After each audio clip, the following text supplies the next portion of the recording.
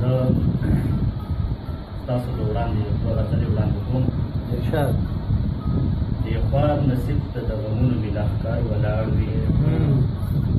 دې خوار نصیب ته د غمونو مې لښکر ولاړ وي، او یو ترې لاتلی وي بل ورته په سر ولاړ وي. دې خوار نصیب ته د غمونو مې لښکر ولاړ وي، یو ترې لاتلی وي بل ورته په سر ولاړ وي. باران بارون وي که تقدیر وي او که امتحان وي ربه، باران بارون وي که تقدیر او امتحان وي ربه، د خوار غریب خوارې جوړې ته اکثر ولاړ او د کچکور خاوند مې بیا کړه په سر وړې ده، د کچکور خاوند مې بیا کړه په سر وړې ده، واړه بچي به ورته بیا چېرته نهر ولاړ وي.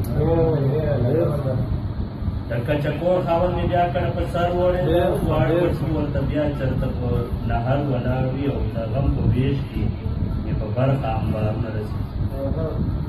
د غم په ویش کې مې په برخه انبارونه رسي، د تخت په ویش کې زما بخت چېرته کیلر ولاړ او په خوشحالو پسې تر لرې لرې منډې وهم، په خوشحالو پسې تر لرې لرې منډې وهم، د مصیبت پیټې مې هر وخت په ور ولاړ وي، او تقدیر مې بیا تقدیر مې نن د کام زلمو ته سترګې بیا خړې کړي، تقدیر مې نن د کام زلمو ته سترګې بیا خړې کړي، او د هاړ غرمو ته به بیا چېرته په لمر ولاړ وي، او که نن مې ورځ لکه ماشوم په د لاسو تېره شي، که نن مې ورځ لکه ماشوم په د لاسو تېره شي، نو سبا مې بیا د کوڅې مخې ته اشر ولاړ او د کام تقدیر مې د تاریخ په پاڼو بیا د کام تقدیر مې د تاریخ په پاڼو بیا خورېږي، او کاسه په لاس مې چېرته صاف ته په نمبر ولاړ او بال مې زیرې د بخ راغلو خو بیا هم رانغلو، په بال مې زیرې د بخ راغلو خو بیا هم رانغلو، چېرته په لار به ورته بیا څوک زورور ولاړ، بال مې زیرې د بخ راغلو خو بیا هم رانغلو، چېرته په لار به ورته بیا څوک زورور ولاړ،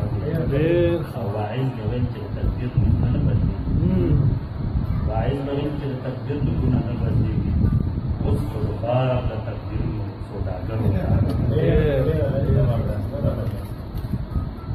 او وایم که هر څومره مې کدې د تقدیر نښې وي، وایم که هر څومره مې کدې د تقدیر نښې وي، خو بېرغ به پورته د دې خړ ښکلي خیبر ولاړ وي، او آخر انسان وي مبلغه حوصلې ماتې شي، آخر انسان وي مبلغه حوصلې ماتې شي، او پښتانه ښه وي ورته بیا هم لکه غر ولاړ.